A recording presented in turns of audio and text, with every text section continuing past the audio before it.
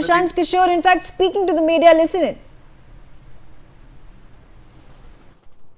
आप भले ही बांकीपुर से चुनाव जीते हैं, लेकिन आप बात बिहार की करते हैं। बिहार की जनता को आपसे उम्मीद है जी, अगला कदम क्या होगा आपका? बिल्कुल। बांकीपुर का जो चुनाव हुआ है वो बांकीपुर के विधायक को चुनने के लिए नहीं हुआ है।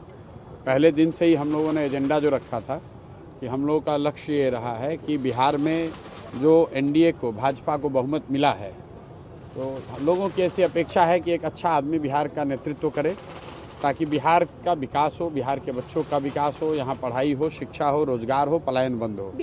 तो बांकीपुर का जो आज मैंडेट आया है, ये सिर्फ विधायक नहीं चुना गया है। बांकीपुर की जनता ने भाजपा के केंद्रीय नेतृत्व को ये मैसेज दिया है कि आप सम्राट चौधरी की जगह किसी बेहतर व्यक्ति को बिहार में मुख्यमंत्री बनाइए, बिहार की भी चिंता कीजिए।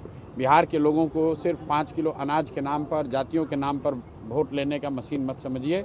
जितनी चिंता आप गुजरात की करते हैं उतनी चिंता न भी हो, कम से कम उसकी आधी चिंता भी बिहार की कीजिए।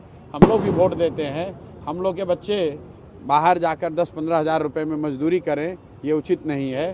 तो अगर मोदी जी को चिंता गुजरात की है, वहाँ से 25 एमपी जाते हैं, बिहार से 40 एमपी जिता कर जाता है। हम लोगों का भी हक है, हम लोग के बच्चों का भी हक है कि यहाँ पर फैक्ट्रियाँ लगें, यहाँ पर रोज़गार हो, ताकि हम लोग के बच्चों को ट्रेन में, बस में जानवर की तरह बैठकर बाहर मजदूरी करने न जाना पड़े।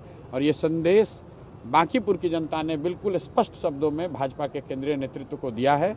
मेरा ये विश्वास है कि भाजपा का जो नेतृत्व है वो इस जो मतदान का जो नतीजा आया है इसको गंभीरता से लेगा और बिहार में किसी सक्षम आदमी को, किसी स्वच्छ और अच्छे चरित्र काबिल व्यक्ति को मुख्यमंत्री बनाएगा, ताकि आने वाले 4 साल में बिहार की तरक्की हो सके।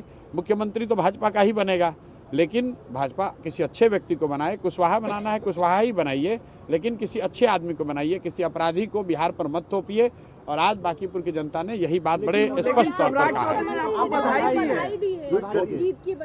वो ठीक है, बधाई दी है। बधाई सम्राट चौधरी ने मुझे पहले भी अपना भाई बोला है। मेरी कोई सम्राट चौधरी से व्यक्तिगत लड़ाई नहीं है। लड़ाई इस बात की है कि 13 करोड़ बिहार के लोगों का जीवन सुधारने के लिए क्या हम लोग को कोई काबिल व्यक्ति हम लोग का नेतृत्व करना चाहिए, या कोई ऐसा व्यक्ति नेतृत्व करना चाहिए जिसका चाल चरित्र, चेहरा खुद ही क्वेश्चनेबल है।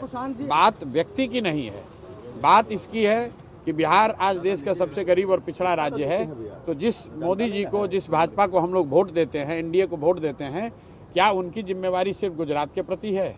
भाई, बिहार के बच्चों का भी तो हक है। गुजरात में 1 लाख करोड़ का बुलेट ट्रेन बने, हम लोग को उससे कोई दिक्कत नहीं है, लेकिन बिहार के बच्चों के लिए भी तो कुछ सोचा जाए। ये बात है। बिहार का ये दुर्भाग्य भी रहा है कि बिहार में एक स्ट्रांग ऑपोजिशन भी नहीं रही है। तेजस्वी यादव के नस्ल, देखिए, स्ट्रांग ऑपोजिशन रहा है कि नहीं रहा है, अभी तो सत्ता में भाजपा है, डबल इंजन की सरकार है। आने वाले 3 बरस में मेरी अपेक्षा ये है कि दिल्ली और राज्य दोनों मिलकर बिहार की तरक्की में पूरी ताकत लगाएं, बिहार से पलायन बंद हो, बिहार के बच्चों को रोजगार के लिए बाहर न जाना पड़े। ये सिंगल एजेंडा है। अगर ये होगा, हम लोग भाजपा के पक्ष में वोट करने के लिए कहेंगे, लेकिन आप पहले पलायन रोकिए। बिहार के हर प्रखंड में, हर जिले में फैक्ट्री लगाने की व्यवस्था कीजिए।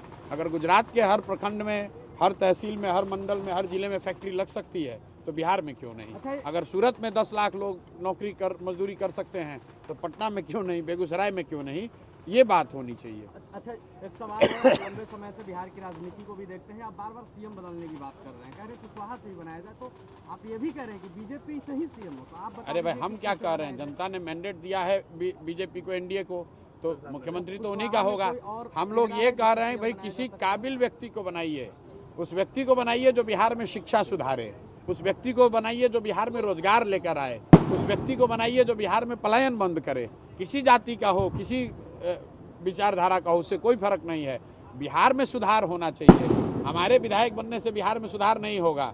हमारे विधायक बनने से, यहाँ भाजपा के आज हारने से जो संदेश भाजपा को लेना चाहिए, अगर वो इस संदेश को लेंगे, बिहार में सुधार के लिए कोशिश करेंगे, तो निश्चित तौर पे बिहार के लोगों का फायदा होगा। हम लोग तो अपनी ओर से कोशिश करेंगे ही। जब ये विधायक की नहीं थी तो भी बिहार के लोगों के लिए आवाज उठा रहे थे, आगे भी और मजबूती से उठाएंगे। जेनजी का प्रोटेस्ट भी एक बड़ा फैक्टर साबित हुआ है। बांकीपुर में जो वोटिंग का पैटर्न है, उसमें युवाओं ने बहुत बढ़ चढ़कर वोटिंग में हिस्सा नहीं लिया है। एक तरीके से ये अफसोस की बात है, लेकिन जेनजी को लेकर जो देश में माहौल है, उसका असर जरूर यहाँ भी पड़ा होगा। लेकिन ऐसा नहीं देखा गया कि युवा कोई बहुत बड़ी संख्या में निकलकर अलग से वोट किया हो कि लोगों ने। यहाँ पर एक ही मुद्दा रहा है, जो एक अगर मुद्दा आप देखेंगे कि सम्राट चौधरी के नेतृत्व को बिहार की जनता स्वीकार करने को तैयार नहीं है। All right, that's the straight message coming in from Prashant Kishore, who has won the by-election in Bankipur. Ritesh continues to stay with me. Ritesh, एक मैसेज उन्होंने डायरेक्ट दिया है बीजेपी को। वो कह रहे हैं कि बीजेपी की जो चीफ मिनिस्टर जो बने हैं, उस पोजीशन पर बनाए गए हैं सम्राट चौधरी, वो बिहार की जनता एक्सेप्ट नहीं कर रही है। प्रशांत किशोर ये भी कह रहे हैं कि बीजेपी को एक क्रेडिबल नेता चुनना चाहिए जो कि बिहार को गवर्न करे, बिहार की डेवलपमेंट के लिए काम करे। अब बिल्कुल देखिए कि प्रशांत किशोर, ऐसा नहीं कि आज उन्होंने सम्राट चौधरी पर निशाना साधा। जब सम्राट चौधरी डिप्टी सीएम थे और बिहार में विधानसभा के चुनाव 2025 में चल रहे थे, तब भी उन्होंने सम्राट चौधरी पर कई खुलासे किए कि 7 जो हत्याएं हुई थी उसमें वो आरोपी थे। उनके एजुकेशन को लेकर सवाल उठाए थे और कई जो क्रिमिनल केसेज है उनमें सम्राट चौधरी के नाम को लेकर उन्होंने कई सारी बातों का खुलासा किया था। आज भी उन्होंने वही बात कही है कि बिहार की जनता जो है वो सम्राट चौधरी को लाइक नहीं कर रही है, सम्राट चौधरी को बदलने की जरूरत है। यानी एक मैसेज उन्होंने दे दिया है और ये बात तय है कि अब सम्राट, माफ कीजिएगा, अब प्रशांत किशोर की जो अगली राजनीति और रणनीति है वो ये है कि वो सीधे तौर पर सम्राट चौधरी के खिलाफ अब अपनी राजनीति करेंगे, रणनीति बनाएंगे। और बिहार में एक धड़ा ऐसा है जो सम्राट चौधरी को लाइक नहीं कर रहा है। तो अब देखने वाली बात होती है कि जब आगे सम्राट चौधरी पर खुलासे करते हैं प्रशांत किशोर, तो अब बीजेपी का जो शीर्ष नेतृत्व है, सेंट्रल जो